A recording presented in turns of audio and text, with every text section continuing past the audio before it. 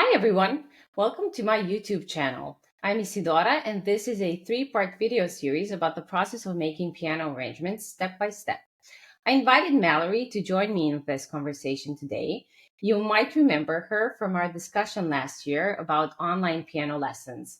She's my student. She's also become a friend, even though I never met her in person, I have to say. And recently, she started making her very first piano arrangement by herself with my guidance and help along the way. And that's why she's so perfect for this conversation. Hi, Mallory. How are you? Welcome. Thank you. I'm doing well. I'm excited. Yeah, I'm excited too.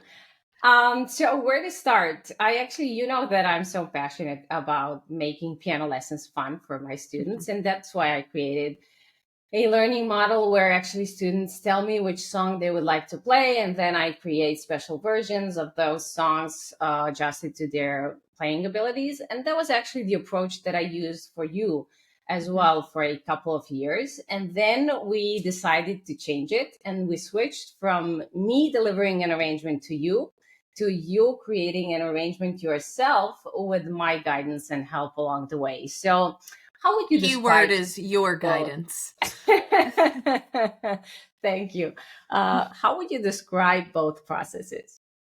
Well, in general, since I started taking lessons with you under this model and idea, I've been significantly more motivated to practice and I put more work into it. It's a lot easier to sit down and play the piano when it's a song that you love, that you just want to keep playing, instead of one that you would like to learn because it's so great and big and complex, And but it might important. not be the easiest. So it's been much more motivating than a lot of the other lessons I've had in the course of my professional career. Um, but then when we made this switch to where I'm delivering the arrangement, I'm delivering the arrangement, has been even more so. It's given a lot more creative freedom for me. But then I've also, when I've been able to go and play or sit down to play, I'll have a lot more kind of motivation to keep going because this is something that I'm doing and I'm building. So when I come across something that I don't like, rather than being like, oh, it's just so hard and just coming back to it later or never, um, I'm either then motivated to change it into something that I do like more, or to figure out how to play it because it's something that I liked the sound of and wanted to do and put together. Yeah. So it's definitely given me more drive. And I've also noticed things like my timing has gotten better over the last few months Yeah, during so doing much. this Yeah. new lesson model. Yeah. And like, I feel like this was a natural change, but how did you feel about it? I have an impression that you were kind of intimidated by the Oh, idea. Yeah. I was so intimidated. Oh my goodness, there were so many tears. Yeah. um, Even the idea of just looking at it when it was just like written out chords that you could do almost blocked was kind of intimidating, even at the very beginning. And that was before we added anything like rhythm. Creating an arrangement, it has a lot of in common with actually improvisation, and a lot of people think that you're just supposed to sit at the piano and improvise, or you're just supposed to sit at the piano and create an amazing arrangement. And that's why so many people fail. And that's why so many people quit, by the way, because they just are able to play the chords and then they get stuck. They don't know what to do with those chords. And That was me. yeah. And in between, there's so many steps that one is supposed to kind of learn, like obviously the chords, but like chord texture and fills, runs, arpeggios, chord progressions. So I think it's a step by step process. It's Yes, important to go step by step. And that's what we did, actually. I agree. I was definitely at first trying to make it so that I was doing way too many steps at once, and then I was getting really angry at myself for not being able to do the harder steps here at the beginning just when I was starting. It seemed like it should be easy. They're just chords and I'm just doing whatever I want. But no, it's important to go by each step. It Yeah, builds and on I that remember, understanding. yeah, and I remember you played the song and you told me, oh, like I know the introduction of the song, and then you sang the song and played just the chords, but you were completely unaware of the time signature Mhm. and actually the notes of the melody, the rhythm of the melody. You were just playing it by ear, and the chords were correct. The like the notes were correct, but the that unawareness was kind of the problem, because you did not know where to go from just playing the chords, because you did not even know how many beats are there in the measure, or what you can do with that. Mhm.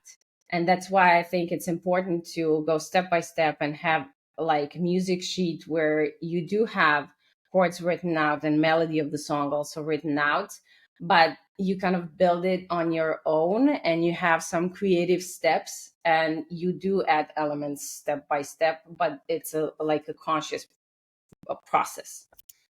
I thought it was really good how we ended up doing it, where you gave me the initial sheet and it was just like the chords, either written out like A minor 7, or it would actually be written out in whatever position or inversion, but just there usually as like whole notes. And then after we added more to it, you added more to that copy and then sent me the second version. And then I would play them both.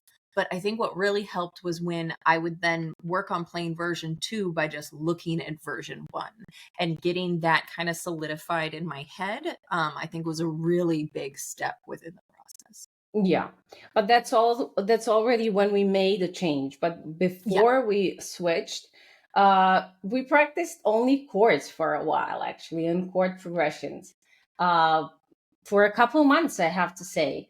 Hmm. And I kept saying like it's gonna pay off, it's gonna pay off, because it's not like the most fun thing to do in the world, but it's, from my perspective, it's very much beneficial. I don't know what you say It about it. it was super beneficial. I have one of the chord sheets right here. And just even going through, is this gonna show? Yeah. And just doing, just your chords in root position, or not root position, just your chords with whole notes going through in these different inversions within the progression. It's not too hard, but this was so anxiety inducing and just took so much brain power and thought. And then Yeah, as we were because going through, you had to transpose it in many different keys, and you mhm, had to play it in different inversions. So and that's make the why it took so. melodies happen with the upper voice, and oh, it was overwhelming. There was much crying that happened. It helped so much, though, from Yeah, but it was a practicing it. good preparation, yes, to Hmm. be able to kind of automatically apply it to the song when you have like a similar chord progression in a real song that you're working on, and you're currently working on. Oh my God, I lost my train of thought. Part of your world, right, Hmm. from The Little Mermaid. You're working on that song. So you don't have the exact same chord progressions. You don't have the exact same chords, but you kind of have the, the how to do it. You actually know the system, how it works, how you're supposed to connect the chords, and then it's so much easier to create, to connect the chords on the spot. Hmm. At least I hope so. It, I definitely think so. It made a really big difference once I started really getting into my hands how these chord progressions kind of um, linked together. Like the next step after the chords, we started working on fills and rhymes. And that's Mhm. actually the fun part, I have to say. And that's Yeah. where creativeness starts, Hmm. both for you and I. And for me, it was so much fun from the perspective of a teacher, because I was also creating in the lesson, which doesn't happen a lot when I'm just teaching. When I deliver an arrangement to a student, it's more like working on the technique or style or just musicality, flow, phrasing. But here it was really a creative process, because we were talking about like uh, what can you do with actual measure, how can you create a run, a fill, how does it align with text of the song and stuff like that. Yes. It was super fun going over and figuring out some of those pieces. It That's where all the creativity started coming in. Yes.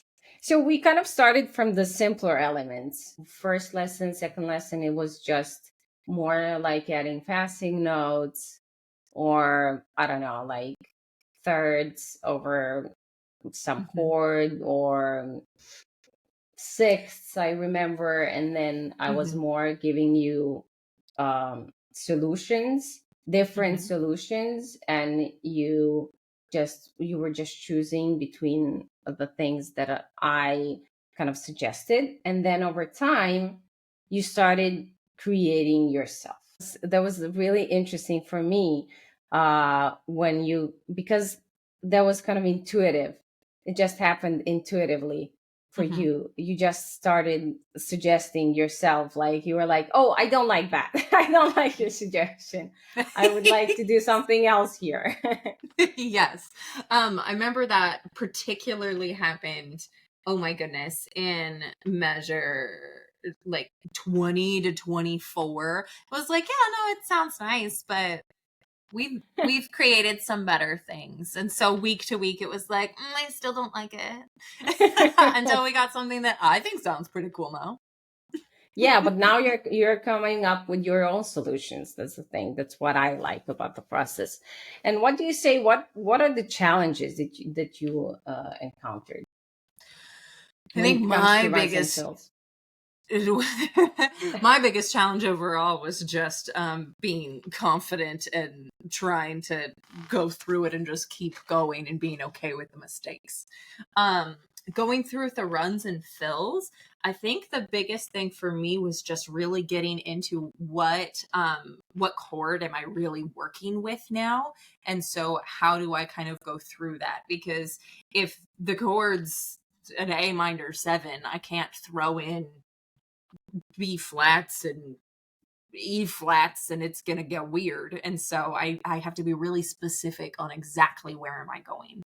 So I think that was the biggest Yeah, hardship like when it which came to passing the fills and notes runs. you're allowed to use Hmm.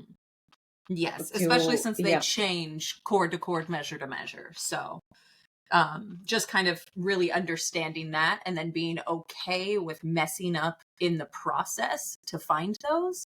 Um, That was a little tricky. You Remembering go. though that improv is it's not you just sitting down and just making up something brand new right then. It's you sitting down and putting together all sorts of patterns and ideas and concepts that you've come up with before that you like, and you just Yeah, like creating put them a together. library of patterns that you can Yeah. choose from on the So spot. real yeah, so really starting to understand that a little bit more really then started helping with this as well.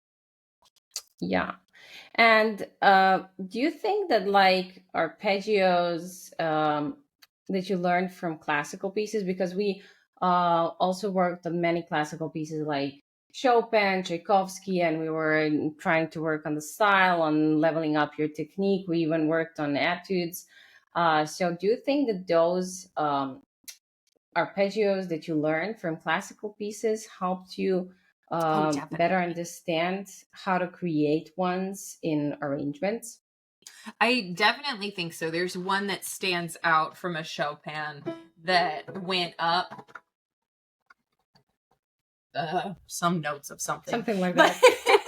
it went on up It was a and long time ago that you played that. it really was. But going up those octaves, keeping it in time, and doing like those arpeggios, kind of bringing that memory back in when I was trying to come up with things definitely was helpful. It at least made it less overwhelming. And you kind of mentioned that one of the challenges was confidence. And can you tell me more about it? How that changed? Where did you start regarding confidence, and how did you come up? I probably started at about -2 on a scale from 1 to 10. Okay. Just looking at anything, if the notes weren't directly written there, I didn't know what to do. And so it was more than just overwhelming, and I don't even have words to describe how scary it was. Yeah. I had no idea. So Miserable. it, yeah, like I said, so many tears. But now that I've been starting to understand it more, it's still intimidating, but it's been a lot more fun. Especially just trying to come up with little things that, oh, well, that sounded neat. And then being able to try and replicate that again. It's definitely helped bring that intimidation away so that I can just have more fun. Yeah. And the fact that you are able to like create something your own, do you feel like a genuinely better musician? Because I know Yeah. that when I started doing it, I literally felt like that.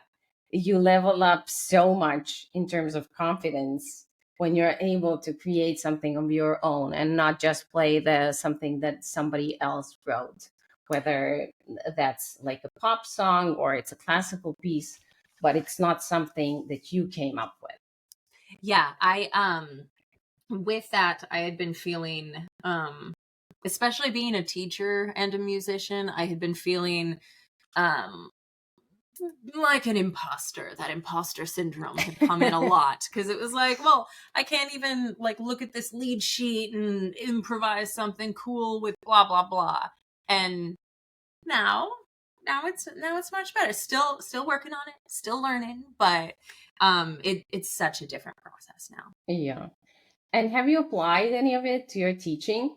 Well, yes. I have a couple students who are very excited to start some pieces soon. One wants to do Girl on Fire.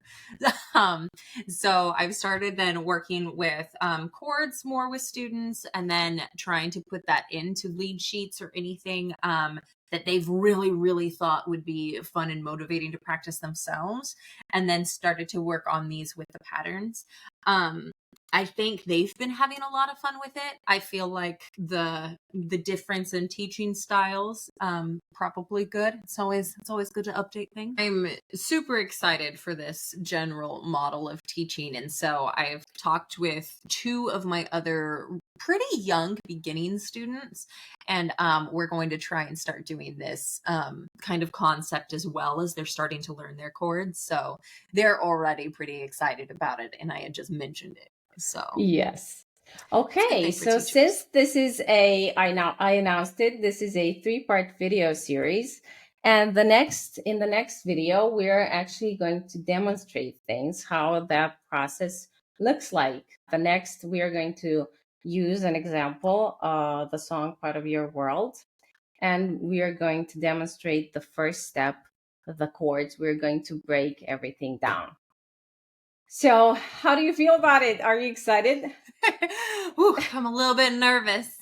Talking about how like fun and exciting it is and how cool it sounds. Now actually showing people. Okay, so see you in the next video then. Alrighty, I'll see you.